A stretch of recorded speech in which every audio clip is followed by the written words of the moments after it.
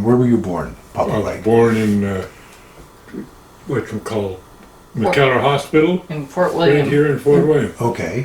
And Mama Dianne, where were you? I was born in St. Joe's Hospital in Port Arthur. Okay.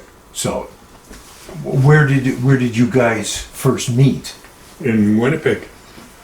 And how did this all come about? Like I was saying, Wait, us three fellas got on the train to go to Winnipeg. Here?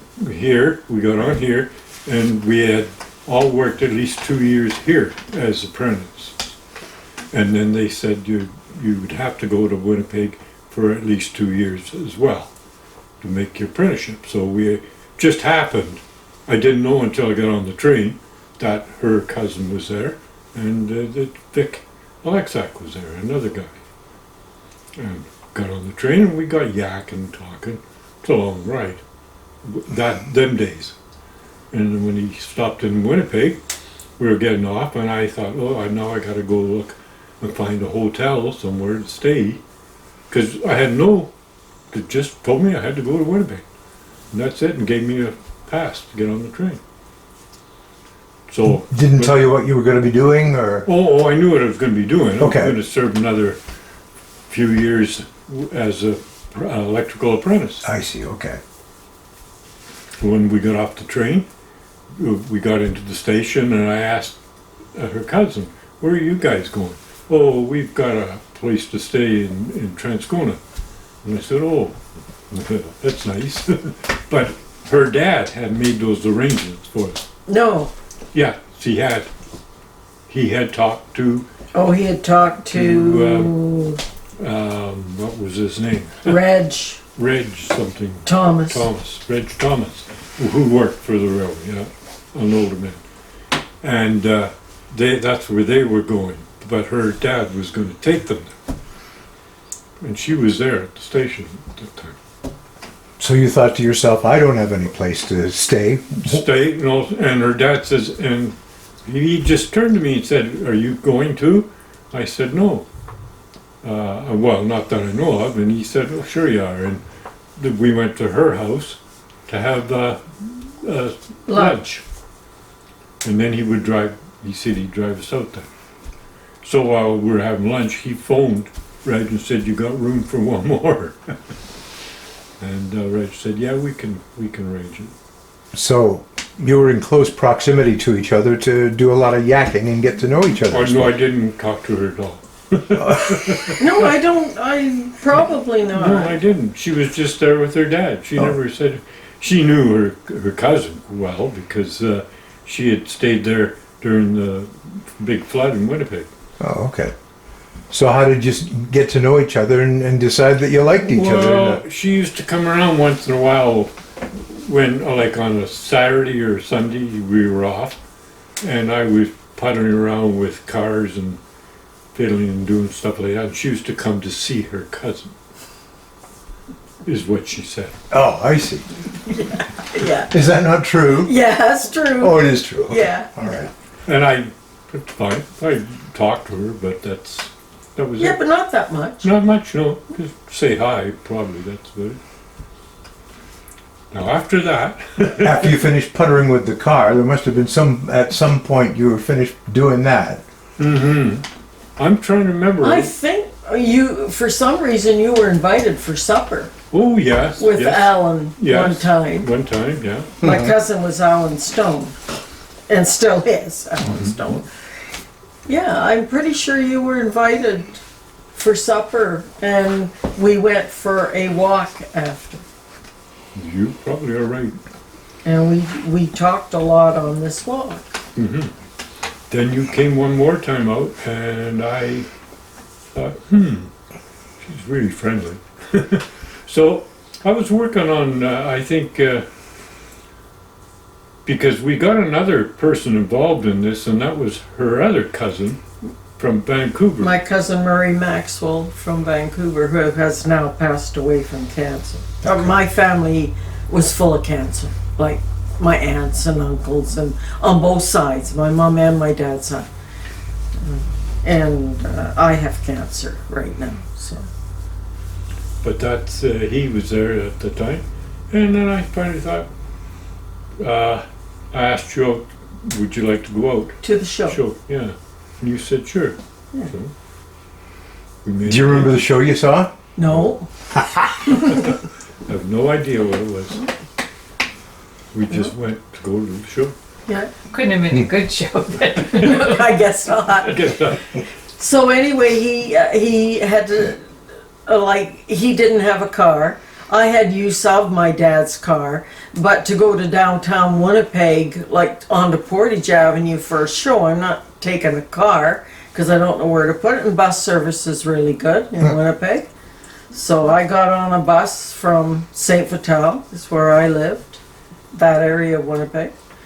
And he got on the Transcona bus, and we met, I guess, somewhere on Portage Avenue. Yeah. And the odd thing was, we both had these black and white and gray check jackets. They weren't matching, but they had the same colors, you know? We both thought it was really strange at the time. Well, at least we're dressed the same. So a bit of a strange connection right off the bat. Right off the bat. Yeah. And after the first date, did you both think, I'd like to see that person again? Yes. And then they had I don't even remember what kind of parties there were. The railway had just some kind of a party. I don't remember. I remember that. It was a supper and something else involved. And Oh, we went I to a asked her to come with me. smorgasbord. No. That's not the one you're talking about. Okay. No, I'm talking about when, what's his name from here? He's dead now too. Can't even remember his name. I sold him my guitar after we got married. Anyway, I know we were at some kind of banquet, and I asked her if she wanted to come with me. Your cousin, I think, was there, but he wasn't with us. It was just you and I, and this other fella popped up to come and talk to us. And when he come over to talk to us, I tipped my glass and threw it all over her. I did, all down the side of her. Made quite an impression, did you? Yeah, first big date out, and I covered and with her my drink. So the guy that was with me, he said, oh, I was really upset because I really was embarrassed. And he said to me, he said, why don't you ask her to marry you? I said, marry her? I don't hardly know her. He says, that's okay. I did. Come on. Yeah, I did. That night? At the banquet. And what did you say? Yeah. You did? Yeah. Hardly knew her. Well, seeing as my parents are no longer around, I can say that I was looking for a way to get out of the house, out of my home. Understandable. Yeah, that happens. Not that I wasn't treated badly. I just wasn't happy. You're ready for your own life. Yeah, Yeah. yeah, but I realize now, even though our marriage has worked out, I should have gone out on my own. Like, you know, got an apartment or something. But that wasn't really common. It wasn't common at all that No. back then. Like, we're talking 59s, 60s. No, it wasn't. And that's the thing, right? So, Yeah, unless you were from out of town. Why would you not be with your parents and whatever? So how long between the marriage proposal and you tying the knot? Well, 10 months. 10 months, yeah, because I had to get a ring. I had to get an engagement ring for a start. Plus, he had to go home. This happened at a banquet. I would say in October. Eh? Yeah. It was kind of like a harvest fest kind of thing. So he had to go home at Christmas time and tell his parents that he was getting married. So it must have been pretty quick in their eyes, you know. Well, Go I to think Winnipeg. they were happy. Okay, explain that. Why were they happy? Well, you see, went away when I was 17. I was in high school, and school in them days, there were so many kids here going to high school, like guys, that we were jammed in a classroom, couldn't learn anything. The teachers were they tried hard, but it was all just talk to Do you remember how many were in your class? Oh. There was 48 in mine. I was something like that, yeah. Yeah. And then you had to change classes like you do in We did. high school. And all us guys were trapped down the hall, and some of us would go to this or that, depending where you were going. And I started off good, grade 9. I got 100% in electrical, and one of the rare guys that ever done that. And everybody's, whoa, that's how come everybody's school knew me so well, because that's the guy that got 100% Yeah. in the first exam. But it didn't work good for me. Guys were fighting and during class, and it was terrible. Guys used to pull on your hair, and Jesus. And then the teacher, instead of he was a big burly old guy, he'd come and stand on your toes so you couldn't get away from him. He'd be literally standing on your feet, and he'd look down at you, and he said, you, and you, that was the other guy that we were having a little spat with, stay after school, I want you back here. So we'd go change our class and everything. Then after we finished all your classes, we had to go back to his room. And we come in, sit down, he gets up and he says, okay, settle your argument. Locked the door and walked out. Walked up, locked the door. And I bet you did. Oh yeah, Yeah. we were friends. The guy completely changed as soon as he said that. So it can't have been too long before you realized, hey, I'm pretty good at this electrical thing. Oh yeah, sure. I always was, because I had an uncle who was an electrician. He worked for the city, and he was kind of a boss guy, smart guy. It's funny because I didn't know all this, but he had 2 sons. They were all well educated. They went off and all were musicians. They went right through school, went to college, and then they all got into a band, and that's it. And I've never seen or heard of them since.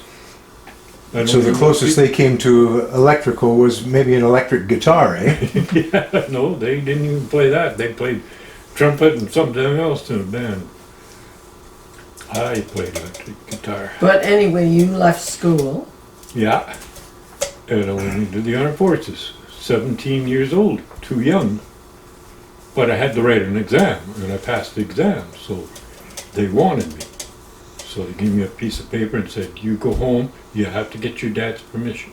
You gotta be 18 before we can accept your application. Well, I went home, my dad didn't want to sign.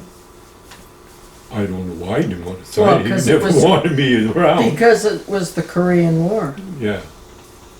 Thought you might get sucked into that, eh? And send, Mhm. yeah, that's right. It would still be on, wouldn't So it? he did sign. And I went away for 2 years, came back.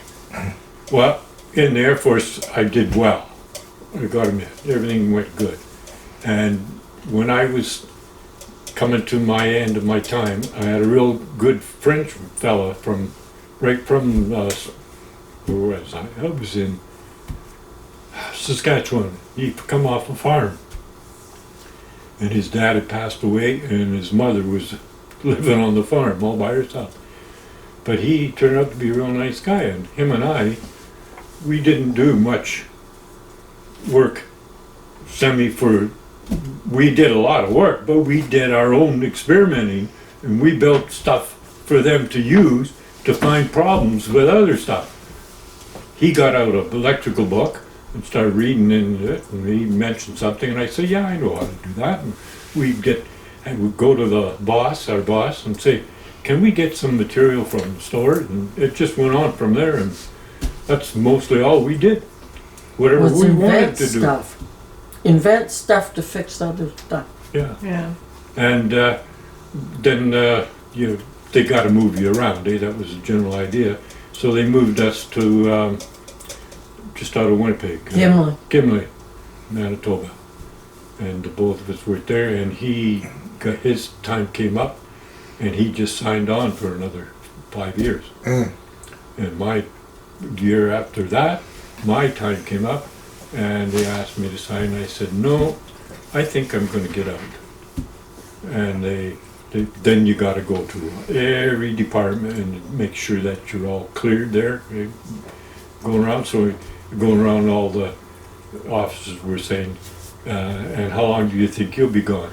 I said, oh, I'll probably come right back after a month. To give you a month, you can go and come right back as if you never left. Oh, okay. So I said, oh, I'll probably come right back. And then I got here, and I got a job on the railway with the apprenticeship.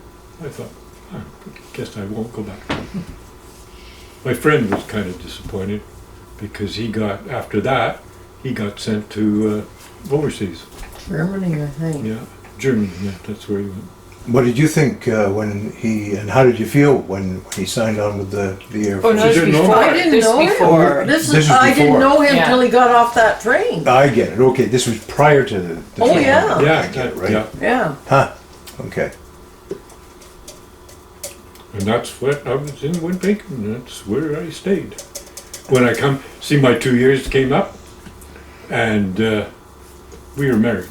Yeah. Yeah. And I no, we weren't married because we didn't know what was going to happen, like whether we were going to get married and move back here or whether I was going to change my mind or That's what. right. You asked to stay in Winnipeg because that's Yeah. where we were and that's where I wanted to stay. And they said, sure. No, obviously that didn't last because you're back here in Thunder Bay. No, oh, no. Oh, no, they went Oh, elsewhere. there's Oh, a no. great big story on that. So keep going. All right, go ahead. Okay, Yeah. After they let me stay there, I was put on what they call the road gang. They had that here and they had that there. That's where you have to go, like if something's wrong and anywhere where the railway runs, they got problems in the buildings or something like that, they would send you down there. Take your 2 blocks, get on the train, go down to anywhere in Manitoba, or because I chose to stay there.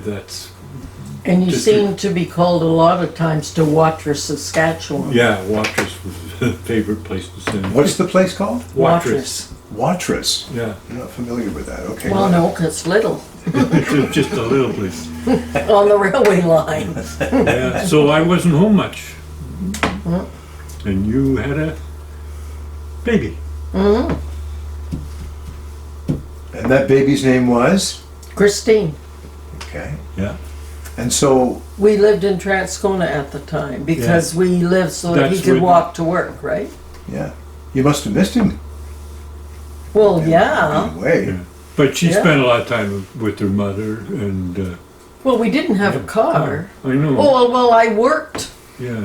I worked Yeah. from the time we were married in August. I don't know. Until you were. Did I Right, work isn't over winter? I don't know. Good question. I don't remember. And where was it you were working? Tron Dominion Bank in the St. Vital Hotel building. Oh, okay. I was stenographer. All right. But I also, they taught me The teller? how to, at that time, when a person came in and made a deposit or withdrew money, at the end of the day, you had to, everybody had a card with their number and their name and that, and you had to go sit at these machines and put these cards in, and it told, what happened on that card and stuff like that. I forget what it was called. It's pretty high tech stuff. Anyway, no, it wasn't. And they taught me how to do that. But the one thing I remember about banking is I have a bad habit to this day of talking to myself. And I would be in the vault doing filing, because that was part of your job as a stenographer. And I would be talking and not realizing it, because I just always did it. And the accountant used to come in and check 2 or 3 times to make sure there wasn't someone else in the vault. Pilfering money. Yeah, well, doing whatever. Yeah, they never got over that. And so that was less than a year, was it, that you worked there, or what? No, I worked there 3 years. 3 years. Yeah, Right. but just about Well, I started work when I was 15, because you get out of school in the middle of May, and I wouldn't have been 16 until October. So I worked a few months at 15 years of age. And I married him when I was 19, so. So tell us about the wedding. There's a story about a dropped cake, is there not, somewhere? Well, that's the next morning. Oh, okay. That was another thing. The people, this is how people were. They were like so nice, The people that I was boarding with, I didn't particularly like his wife. She was kind of, but he was a real nice guy. And they had friends, which were younger people, like older than us, but were married, and they had a camp on, I don't remember what lake it is. In the White Shell. White Shell in area. Manitoba. In Manitoba. And they had a camp. And they gave us the use of the camp. For a week for a honeymoon. This with the cottage? Because we had and- no money. Yeah, the cottage. We didn't have any We money. didn't have any money yet. We had nothing. I made more than he did. And I think I made maybe let's say $82 every 2 weeks. But that was probably pretty good money back then. No. No? Well, I don't know. Yeah, that wasn't bad. He made about $76. But So you it were wasn't also a lot, still but considered still. apprentice too. Oh, yeah. Oh, yeah. yes, So yes. that Uh-huh. you make a lot of money That when was you're. why. Yeah. And where were you living at that point in time? In a 400 and I think 432 Melrose Avenue in Transcona. Transcona. And a railway guy owned that. Who was a friend of Reg's. Well, Reg knew him. No, I knew him. I Oh, met you him knew too. him. Oh, He was okay. He was a with the regular railway worker too. in the shops. And he had always rented, he had 2 houses.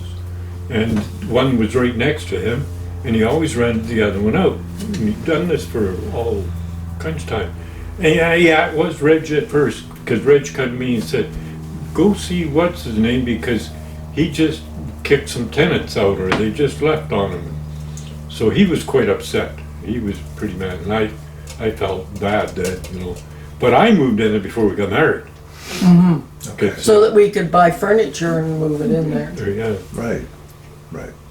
So, and he was really nice, and I fixed the place up a little bit here and there, and we put some places to hang knives and forks, up by the sink, and I don't know, I always made sure I went over on payday and made sure he got the money right cash from me. He was a real nice old guy. He really treated us great. That's good. He didn't want us to leave when we did leave. And when you did leave, where did you end up then? 56 Inman Avenue? Yeah, Inman Avenue. That was another. See, things just worked great because Yeah. Well, she that's the had way this people are. lived on her street at one time, Right across from my parents. and they always liked her as a little weak girl. Right? They always thought, and he had a daughter, they had a daughter, and the daughter, I don't know what the guy was like that she married, but she married a guy, and the man didn't like either one of them. He was so mad at his son.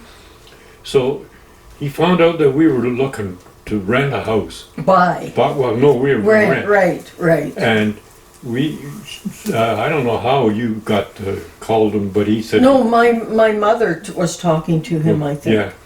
Anyway, we end up going to see this gentleman, and he wanted us to buy it. And he offered it, I forget, it was ridiculous payments. Like I think the house was $8,000 or something. He wanted for it. And it was a 2-bedroom Little 2-bedroom, yeah.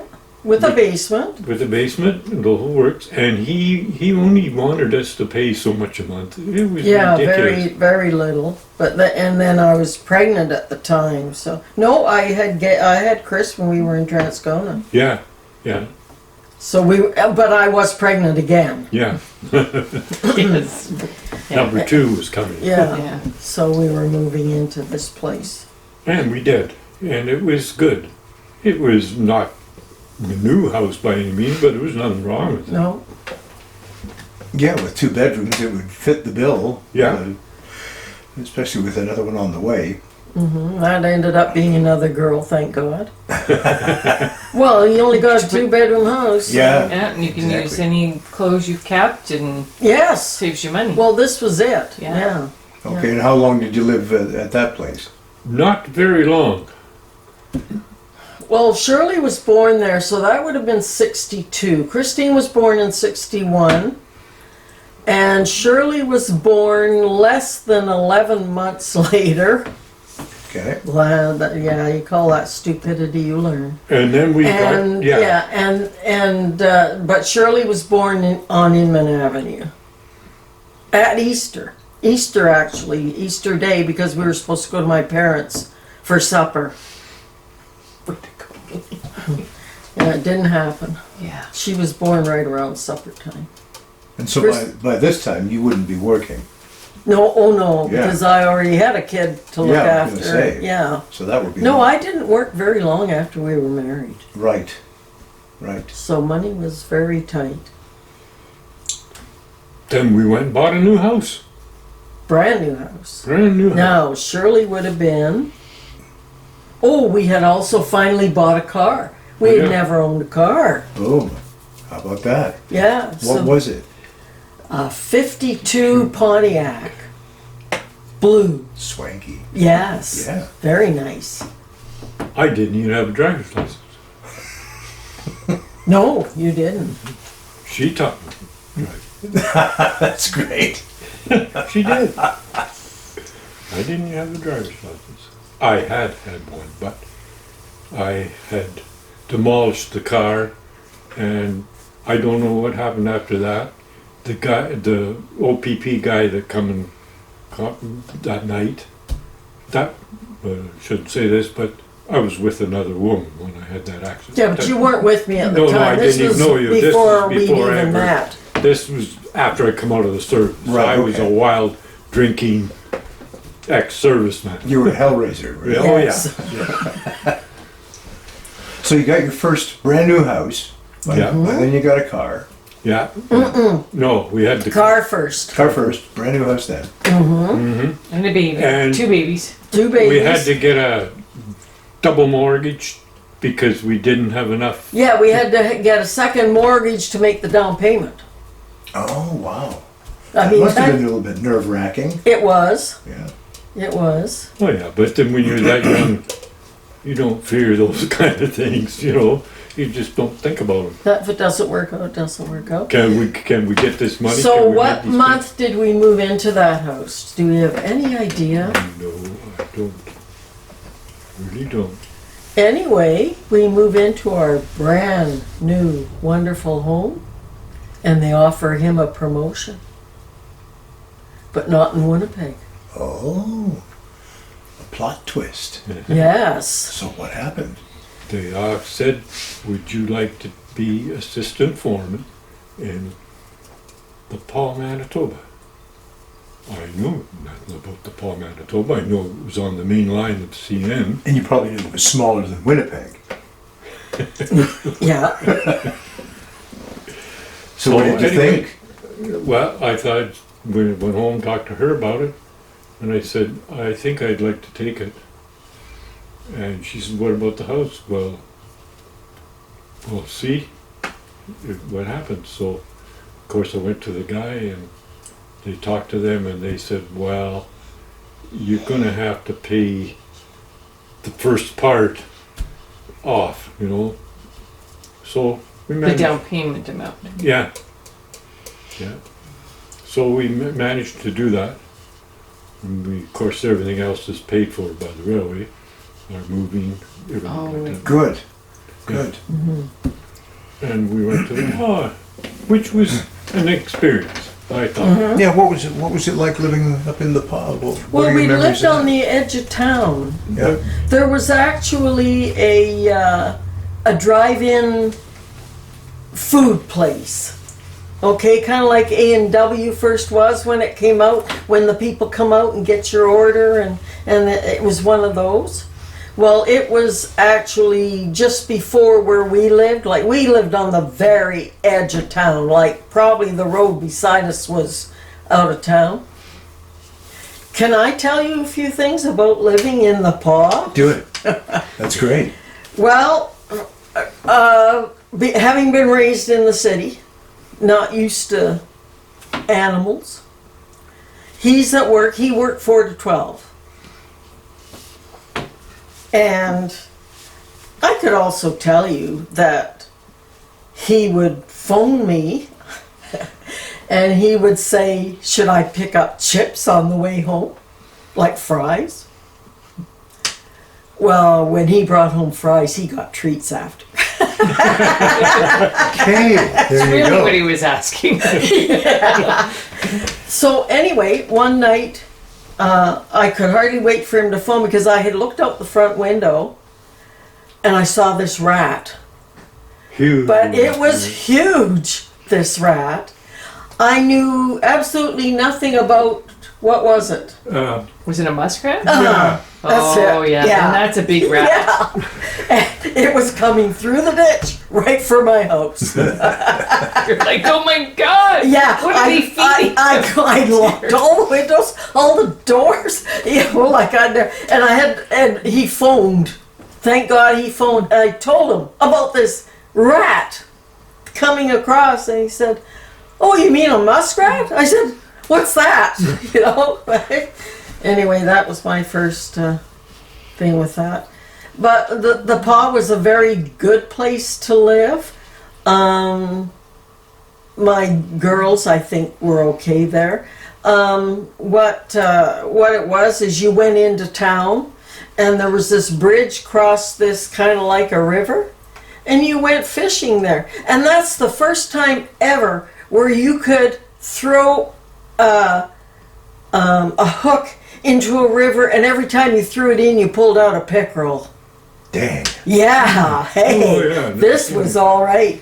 And our oldest daughter, Christine, she was different. She's always been interested in animals and whatever. So one time he pulled out a ling. We had never seen a ling before. Like, it's just a long fish. Like, it's Looks hard- like an eel almost. Yeah, Yes. I've never seen Yeah. one. Yeah, anyway, we pulled one out and threw it up on the ground because that's what they did with it. Mhm. And Christine spent the morning while we were fishing lugging this thing around. Like, picked it up by the tail, put it over her shoulder, like she would have been 4 maybe, and pulled this thing around all over the ground and just had a ball with this thing. She was in tune with her surroundings in a She Oh, was. yeah. That's cool. She was very much When so. I start bringing pickerel home and cleaning them, can I help you? I didn't know. No, you're gonna cut yourself. Yeah, I'll help you. I'll take the eyes out, eh, Dad? And she would. She'd gouge the eyes out because pickerel eyes are The- down Well, the the cheeks. walleyes, The cheeks, yes. yeah. The cheeks, Yeah. actually, yeah. Yes. How Yeah. about that? Oh, yeah. Yeah. That was good. And we had a well for water right outside the back door. And this guy, for some reason, had put a great big huge furnace outside, an oil furnace, eh? And then the heat from that came in on the ceiling and blew down. It was a nice, comfortable home, but it's No basement, of no course. basement and middle of nowhere. So how long did you live in the pod? Oh, two, Well, three, maybe. just a little, I'd say a little under 2 years. Oh, Because we moved there right before Christmas. Yeah. Okay. What were the winters like in the pod? Oh, not bad. They had whatchamacall. They had a big place where everybody come and they played all kinds of winter games. You know, snowshoe races and it's a big It deal. was a good community, Yeah. right? And there was a hospital there, a good big hospital. Oh, there was. Oh yeah. About how many people would be living in the pod back then, give or take? Oh, that's really hard to guess. Yeah. Really hard for me to guess. But mostly all the people that worked for the railway were white people. Even the other electrician, there was an electrician there, worked there. We got to know Chicken Urama and his wife. That's who I was thinking of, Yeah. That's Chicken, yeah. So at the end of your tenure in the pod, how did you end up coming out of there? Were you straight back to Thunder Bay then? or- Oh. That's the next time they come to me and said, well, the guy I was the boss there in the paw, he had come from Gail, Manitoba. But I don't know where he originally come from, but he would work in Gail, and he knew all about this place. Eh? And he was building camps outside of the paw now, because he was permanently the boss there, and he probably stayed there till he retired, I don't know. But anyway, he kept telling me about the Gillum, and he said, the guy that's in Gillum, he wants out, he's leaving. Would you consider going there? I said, well, yeah, what's it like? And he kept telling me, well, it's different, but you'll be the boss there. And you can, if you can get along with the guys, so I thought about it, and then finally they come and they asked me. The superintendent come down and said, would you like to go to the paw as locomotive foreman? And I said, yes. Yeah, I'll take it. So, didn't go up and see what it looked like. I didn't have any idea where I was going to. Sight unseen. I had been close to it, but not there. And when I went, with the place I went, I drove there because they had some trouble, and I grabbed the electrician. Waboden. Waboden. Oh, geez, you got better memory than that. There you go. And we had to go to Waboden, and we drove there. And we got everything fixed up there and came back. And then when I found out I'd going to be past Waboden, I had no idea where it was going. But anyway,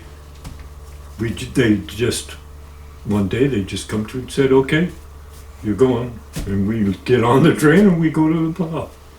And they'll move our furniture up short. And our car. In the car, yeah. By that time we had I don't know the year, but it was a Dodge. Yeah. Something. Fairly good car, like fairly new. Oh, we bought that in the pub, yeah. Yes, we Yeah. bought that in the pub. Yeah. Traded in a A little... Simca. A Simca. You ever seen the Simca? I remember the name Simca. Were they a small one? Yeah, Yeah. yeah. Yeah, I thought so. Little Italian cars. Yeah. Signals are a little lever on the outside of the windows that went up or down. If you're turning left, it went down. I remember those, yeah. That's what we had when we went to the bar. That was That after was a the 52 pretty car, cold yeah. machine, I'll tell you, in the bar. It wasn't it? And you took that with you to Gillum then, did you? No, they bought. No, No. when we So were in they're the bar, some young guy took over his dad's garage, and we got that Chev that she's talking about. Was Dodge. I think it was a Dodge. I- I'm pretty sure it was a Dodge. It was brand new almost. 1 year old, I think. Yeah, I think so. And he had no idea what the price should be. So Yeah. for his phone. He was so happy to buy my stupid old machine. Yeah, he wanted that Simca so badly.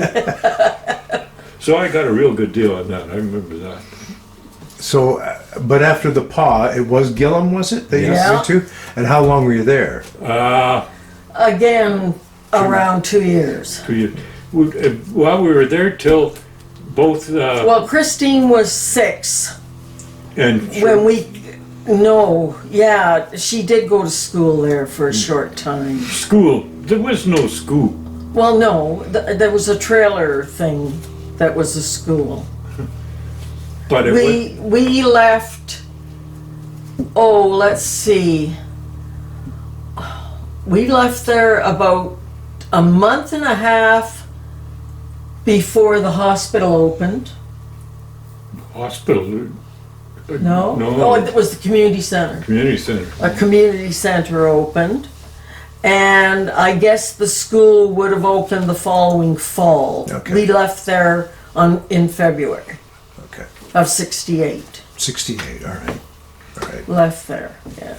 But anyway, we got there and there was 400 and something people in the town, and 20 of those were white.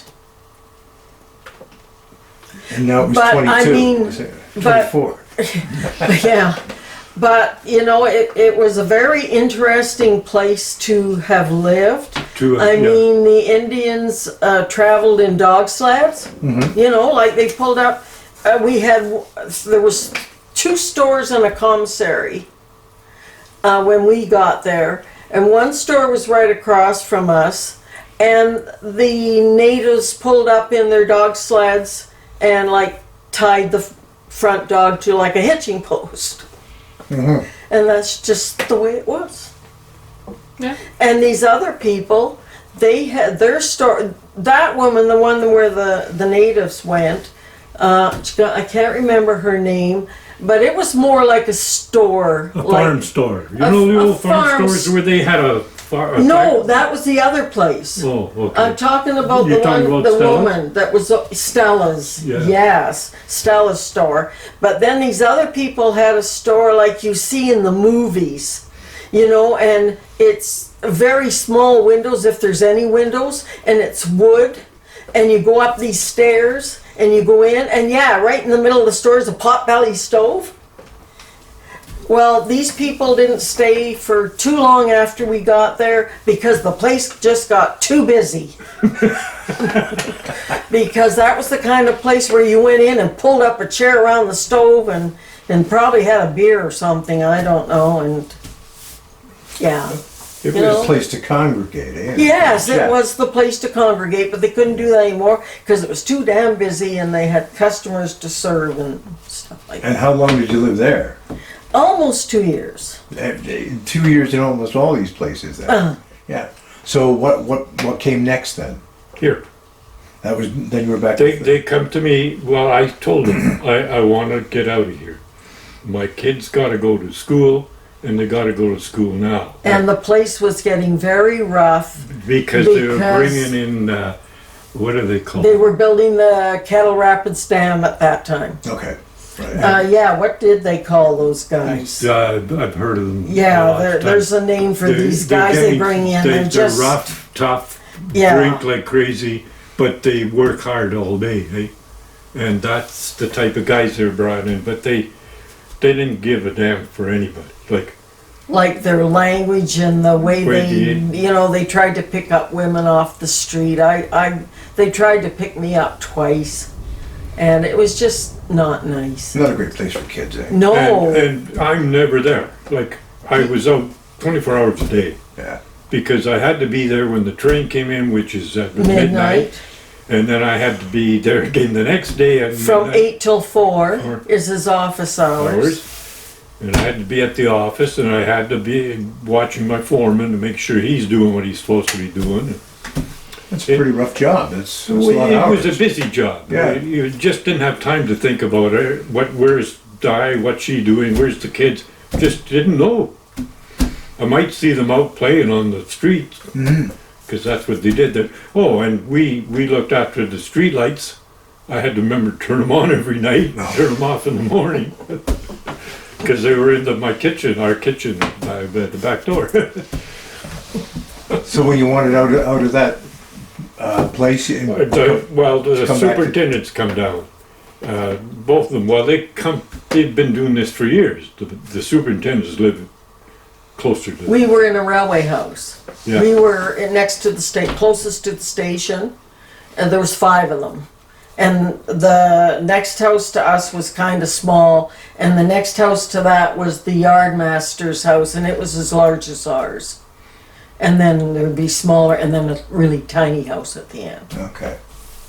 And they were all heated from a great big boiler system that I from was the in charge railway. of. And Yeah, where they used to have a roundhouse one time, but they just left the heating system, and we pumped water from another river other than where they were putting the dam. What else did we have going when I went there? Well, we had a auxiliary. I don't know if you know what that is. It's a big crane. They have a crew that works it, and when a train goes off the tracks or Oh, right. turns over, Seen pictures of the it. auxiliary has to go out. Sure. Well, I was, of course, the foreman of that auxiliary as well. So the only person that didn't go on that thing was my foreman. He stayed back to look after the place because I would have to go to the wreck with the guys. And they call you about noon that it's off in, what's the other place? Thompson? Thompson. Well, there was another place between Gillum and Wabodin, Yeah. and I can't think of what the name of that is. But anyway, she went To go Christmas shopping one time in Thompson, and we went in the bush. Our train went in the bush. Oh, God. It was nothing like getting a call. Yeah. Get the And auxiliary there's just going. him and the 2 girls. And he told them, like, I'm going to have a problem, like, with going to work because I got these 2 little girls to look after. My wife's gone Christmas shopping. And then he gets this call just around after midnight or so that the passenger train is in the bush. And he thinks they're kidding him, fooling with him, eh? He says, oh, for God's sake, come on, guys, I need my sleep, and hangs up the phone. Goes back to bed. Oh, you're kidding? So they called back. I guess. Oh, yeah. yes. Well, I think they probably came over. Yeah. So we took off from there, but those were a couple of interesting things that happened. Yeah. And then, like she said, she was so bored. Like, if she knew where the kids were, they were out there, you could see them. Well, my kids played at the hotel. Yeah. And the station agent was a white guy. I guess he was maybe around my age. Or maybe a little No, they older. were younger. Yeah, younger, that's right. Anyway, she'd go over and Well, I guess They'd not go up- that much they'd younger. go upstairs and open a bottle of whatever, and they'd be talking and drinking all afternoon. Plastered all day. The The rest 2 of was out us. working, and the 2 women would get absolutely drunk. What are you gonna do? And next to them, Yeah. there, behind the station, was a guy from down east, Nova Scotia. Him and his wife. He was what they call, I forget what they called him, but he looked after everything went from one station to another by wires. The railway the telegraph? Yeah. telegraph wires, yeah. But not only telegraph stuff, like the radio, the big Canadian radio. CBC. CBC Yeah, okay, yeah. was sure. carried all the way to Churchill by Oh. that way system. Eh? So his job was to look after that. And he had 2 boys. And there was 2 kids that played all over the place. They just went over. Well, all the kids did there. Because Yeah, well, what when was we there? first Who had moved cars there, there? Not yeah. many people. Oh had yeah, that cars. was the thing. Our new car that we bought just got parked in the backyard. There was nowhere to go.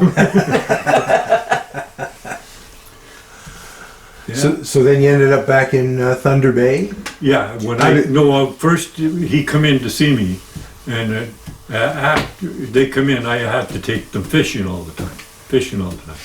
Oh, and when I worked in Transcona, the new plant, there was Symington Yard. Symington Yard. There was a guy from Scotland, a real nice Scottish fellow, right from Scotland, and he was in there as some kind of a foreman or something.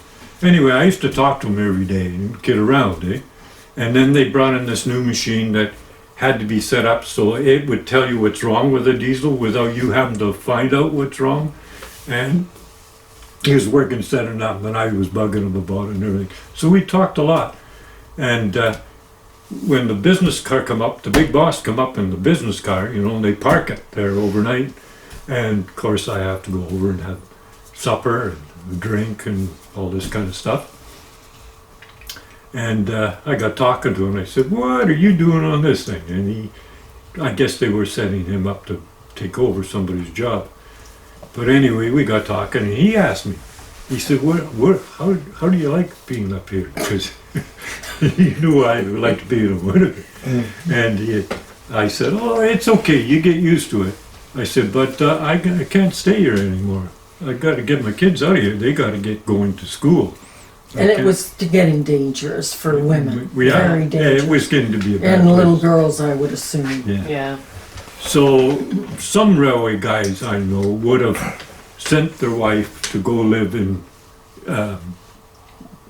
The Paw, probably. probably Or and- Thompson. or Thompson, and he would stay up Stay there working. and then go home every once in a while. But I didn't want to do that. I wanted to be with my kids as well. So I said, "Oh, I think I've got to get out of here." He said, "Okay, I'll let you know." And he told the big boss. So the big boss come back to see me about a week after that. And he said, "Well, we're going to get you out of here. We're not sure yet. It'll either be Thunder Bay, with No, well, for Nebing, Naving shops, or it would be Saskatoon. Saskatoon." I says, "Either one sounds good to me." And they come back and he said, "You're going to Thunder Bay?" Nebing, Navy. whatever. Yeah, it wasn't Thunder Bay because it was Yeah. just.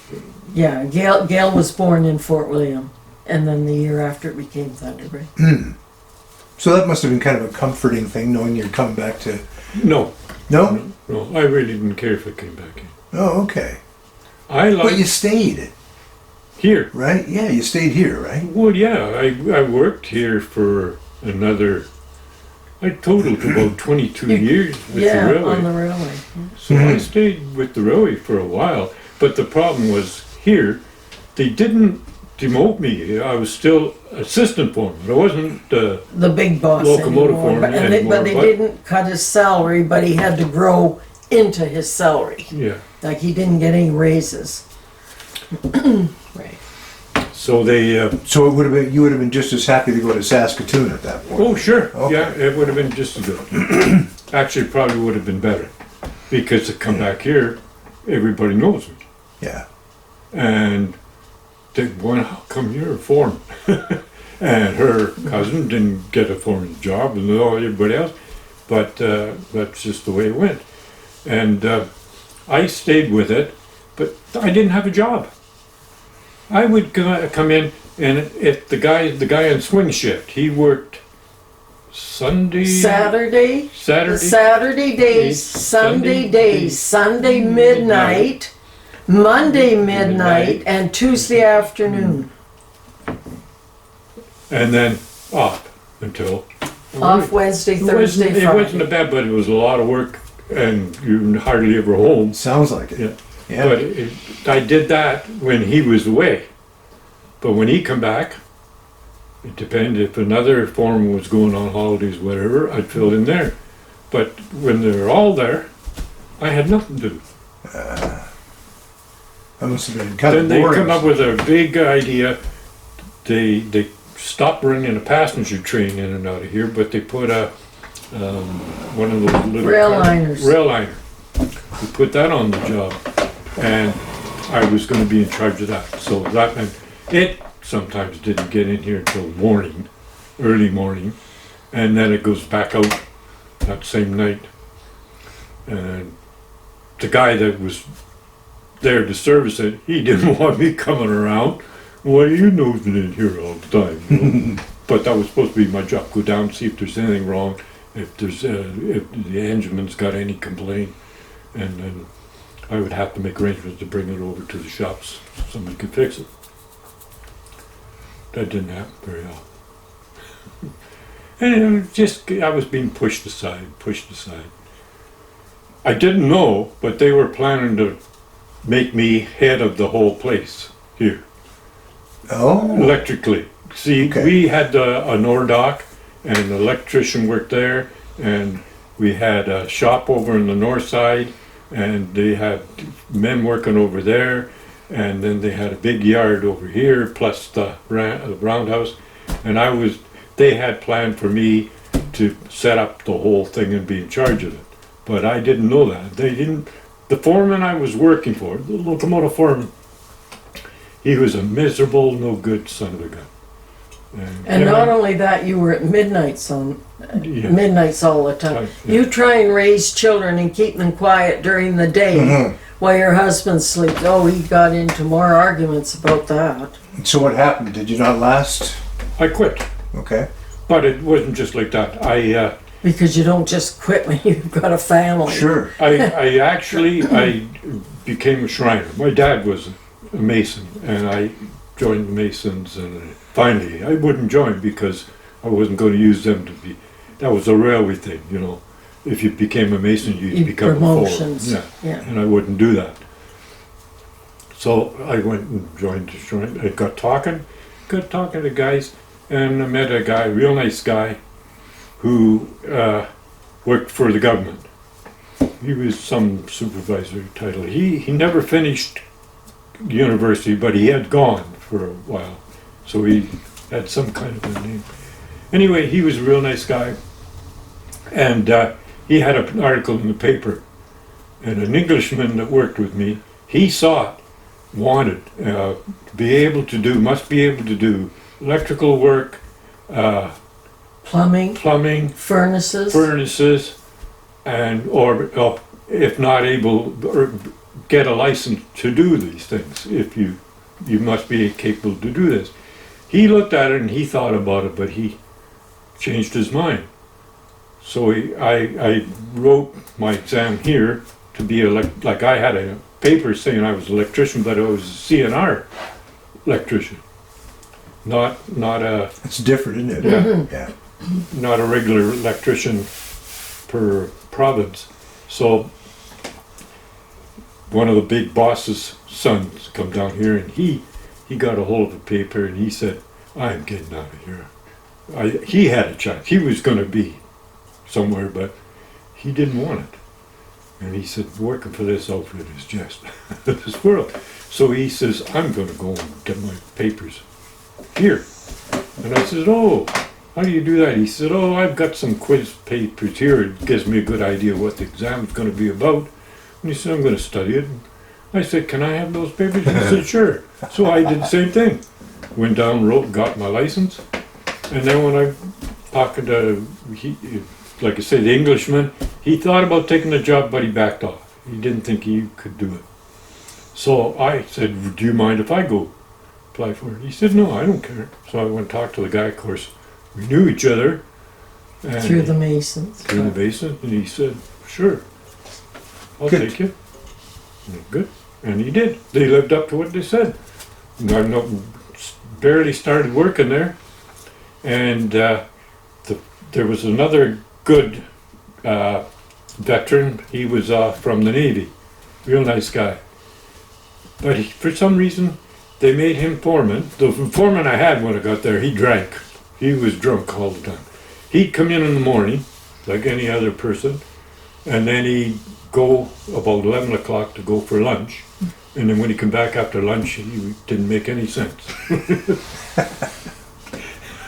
Oh, he was a dandy.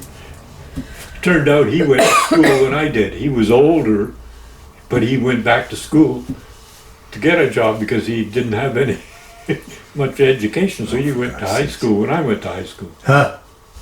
If I hadn't looked at my yearbook, I never would have realized that. I thought I knew him from somewhere, but I couldn't figure out. So is that where you worked the rest of your days? No. Okay. What happened then? I worked there for quite a while, and it was good. But I was out of town a lot, you know, going up north to all these small places. like northern airports and stuff like that. Yeah, Okay. Yeah, they wanted, but I got them out of that too. We hired a guy to look after airports after that, but they would always So come he and get did me. that for 8 years. Yeah. And I decided Well, they wanted somebody to do traffic signals in the city. Somebody knew what to do. Here in Thunder Bay. Mhm. Okay. And I went over there, and the engineer there, I had met him. Well, no, I forget about there was two guys that did that for the city, but they used the old mechanical machines, nothing electronic. Oh, And I met them because I never worked anything electronic like that. They're old machines, and the drum turns around, hits a thing, and it goes clunk. the old contacts. Yeah. Okay. It was one like that, and they wanted, where did I put that one? They wanted one somewhere, and I never hooked any of them up. I don't even know what to do with them. So the two guys that did do it for the city came, and we talked, and they showed me how. And it's a simple thing, but you show them what to do. So I did that, and then we always. The government always went to these new, they weren't actually computers, but they were along that line. Like they had little round switches that went in there, and they did the thing, and when it come to there, it would turn on something else, and something else would turn on. It was a simple system. But while I worked there, we went to higher and better system. So the original older guy retired, and the guy that was going to take over it, he didn't know beans. He just knew he could climb poles and he could do electrical work, but he didn't know what he was working with. So he come and asked me, would you come and work for the city. city if I can get you in and work with me? And I said, sure. It was almost double the money. Yeah. Oh, Oh, yeah, yeah. it was our chance Good. to go up. So I and, took it. Yeah. That must have made things a lot easier for you after that, affording to, because I guess by then Gail. Well, this was much later. I was. Oh yeah, Yeah, Gail Gail. was born. Well, we moved here in February of '68, and Gail was born July of '69.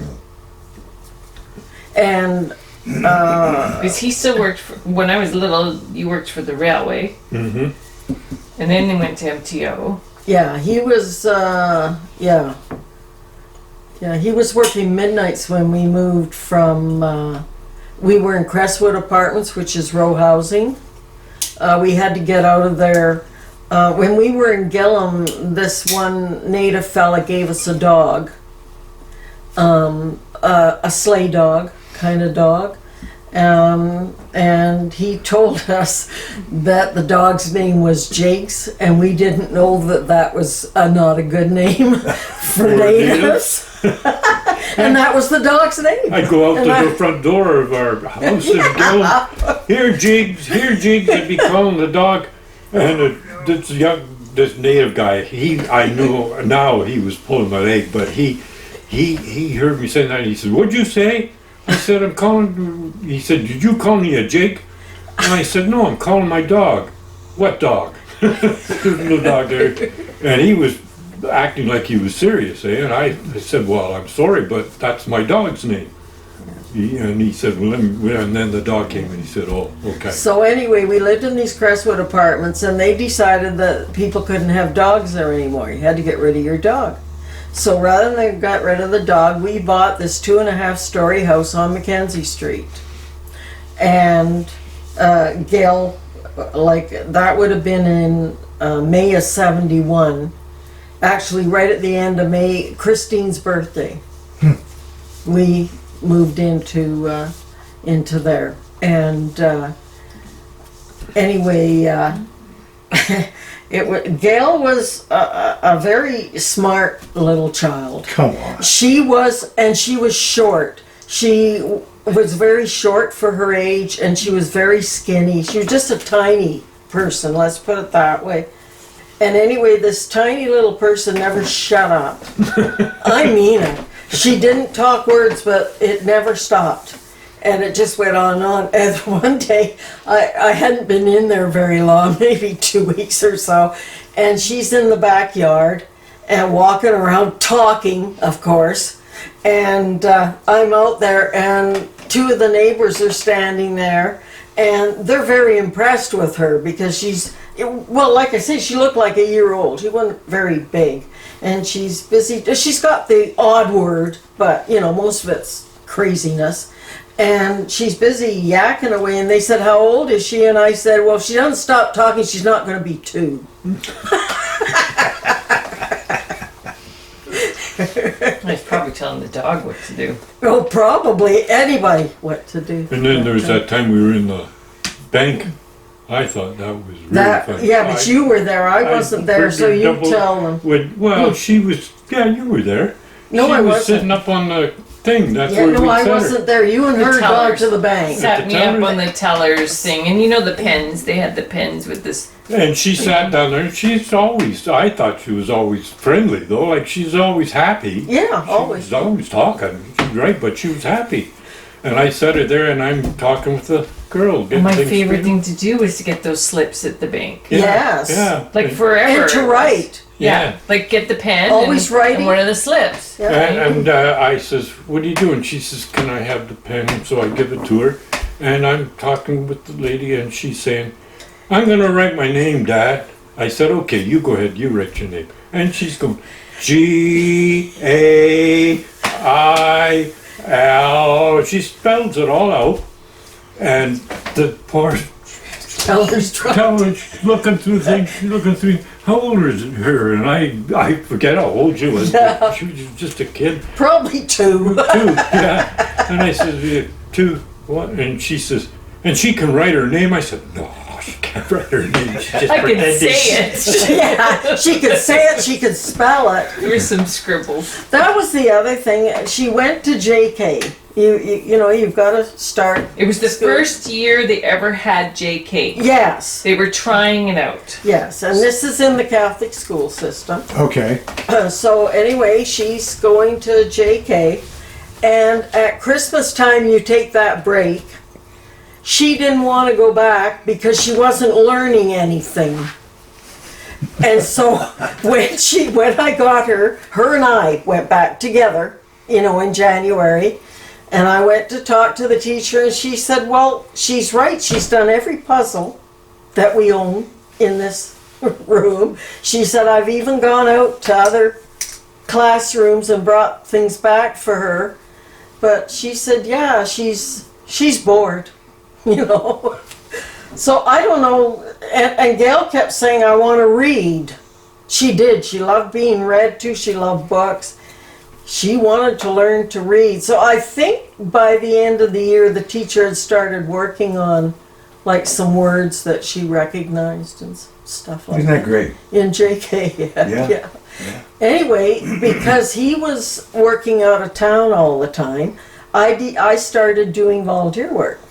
And the new Ogden Community School was built. And it was the first community school in Thunder Bay, with the classrooms upstairs, and then the basement of the school is all like a community center. And I was hired as an editor to put out a neighborhood newspaper, so I was busy working on that.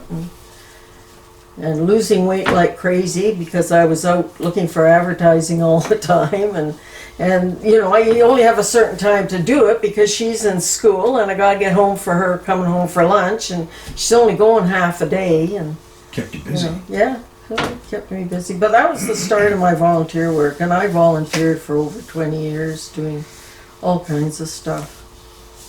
Mm-hmm.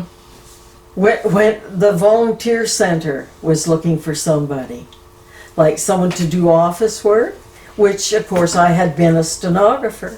So I hadn't worked for, oh my God, 10 years, 15 years, something like that. I walked into their office, never seen an electric typewriter. And I was just amazed, and they were amazed that this person didn't even know what an electric typewriter looks like. So yeah. But you got to think, even when I was in high school, we didn't know electric. We used regular typewriters. Well, that was to teach you. It's really hard. I think it would be hard to learn to type on electric typewriter. But then again, now you've got your computers. Mind you, I You don't. had to press so hard. I mean, Yeah, part of your grading yeah, was. it's harder to type on a keyboard for a computer, I find, than it was for electric I don't know, I typewriter. guess Electric typewriter just zooms. So a total of how many homes did you live in Thunder Bay? Well, before we you... talked about that because when Christine turned 8, the day we moved into Mackenzie Street, I think that was either our 8th or 10th place to live that she had lived in. And we were there till I was 15. Yeah, well, we had to move because Gail's life was being threatened. We had to move from Mackenzie Street. It was getting to be a rough neighborhood anyways. Yeah. Yeah. A lot of people don't even get the chance to live 60 years. How does it feel that you've been married 60 years? How does it feel? You never thought you'd... No, No. honestly, No, no. 60. No, when we never thought of those reached things, 50, though. it was, that I was never thought good. of those things, yeah. Hey, we just lived from one year to another. A lot of highs and lows. Yeah. Oh, yes. Yeah. Yeah. If you had to pick one positive highlight, one of the best moments, could you do that? I don't know if I could. I liked working for the railway. It was good, Okay. but they could have done things better. But that's my fault partly. Okay. I mean, you don't quit jobs like that I had. But it must have been an interesting job. Oh yes, yeah, it was interesting. But more interesting working for the government. Yeah. Because I originally was not the foreman there. I was just a worker, and I was their furnace man, and I was there. And they couldn't get people to come, say, like from. I'm trying to think of the first place when you're going east. It's all falling apart now. You were talking about it. And then I used to have to go up north, and they couldn't get those people. They might have had a furnace man in that little town, but he wouldn't go up to north to do anything. So Sure. I have to go right from here. Now, if you had to pick a golden era for you, the 60s. Our 50th anniversary ride on a train, staying in a bedroom, eating in the dining room. 10 short, Oh, 10 that short was- years ago. Yeah, but that was a fabulous trip. Just fabulous. Great memories, eh? Yeah. Yeah. Yeah. Well, happy. That's one thing we did like. We working for the railway and traveling in trains was We liked liked the trains. train ride. My dad was on the railway all his life. Was he? Yeah, so like, he of course, my parents were, well, my dad was born in England, but my mother was born here, I think. I don't think she's from Ireland.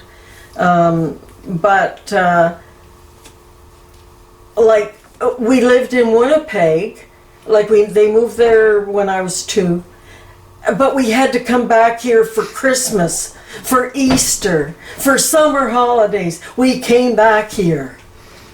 And you came on the train. Train, yes, of course, because my dad So it was worked like- for the railway.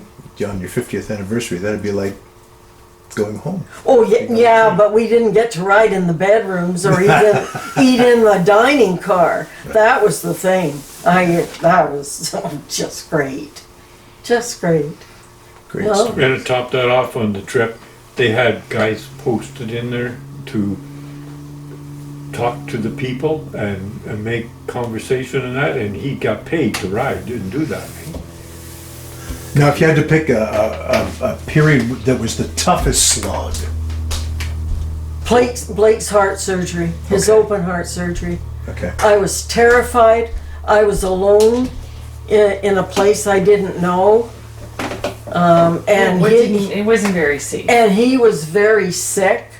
Like, he should have been out in 5 days. He was in hospital for 10. Yeah. And, you know, it's just like, thank God Gail was there for us to help us get home. Because, you know, they just come to you in the morning and say, you know, he's going out today, you can go home. I phoned the airport, and there was no planes, like there was no opening that day for him to go. Mm-hmm. So, and they said, well, then just go stay at a hotel. Like, no, I phoned Gail, and we had a limousine service. They had suggested, even when we arrived in Toronto, to go from Toronto to Hamilton, to take a limousine because the ride would be better for him Sure. with his heart. Yeah, his heart was very bad. So I guess probably that was the low point of the last 60 years for yourself. That must have been the scariest, yeah. Mhm. Yeah, that was just awful. I couldn't do it again. If he had to go another heart surgery, I couldn't do it. I just couldn't. I couldn't stand that pressure. Well, because they come and tell you it's hard. Yeah. They come and tell you when he's on the machine, Yeah. and then like we left the hospital for a while because she's like, I just can't sit here anymore, because you know his heart's not beating anymore. The machine is doing all that, right? So, and it's hours. Well, you're only supposed to be on heart-lung machine for 3 hours, and he was on for 5.5. So then they couldn't even guarantee what his mind was going to be like when he came to. There's It was absolutely There's terrifying. my excuse. Yeah, Yeah, absolutely terrifying. Yeah, it is. absolutely. Happy anniversary to you both. Yeah, thank you. Glad you're both still here. Yeah, So am I. yeah. We've been happier now than we have for years. I think so. I think so too.